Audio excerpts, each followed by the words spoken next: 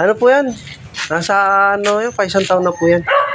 Yung pong ganyang sukat po, tama lang po yung paglaki. Pero malaki, tama po yung sabi ni boss. Malaking baka po. Malaking baka. Oo.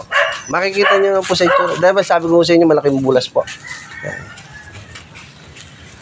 Ayan mga boss, deliver po tayo dito sa kaibigan po natin. Isang baka po.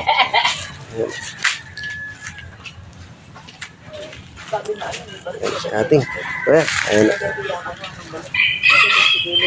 Lalabanan ko po siya ng po, ano deng, timbangan kami. Hindi lang siya kumita kasi siya dati nutusan namin ng Oo po. Eh, 2 beses sa kanya, hindi na siya kumita sa amin. Ayan yan ako mga boss.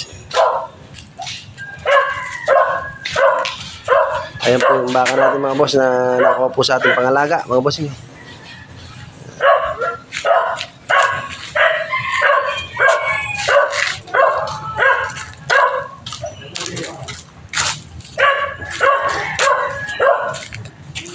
Nak, mamaya anak, tukod mo yung ano yan, buho sa kuryente na para makadaan. Ayan. Ito po yung lugar ni Bossing, yung kumukuha po sa atin ng bakang pangalaga. Ayan na si boss.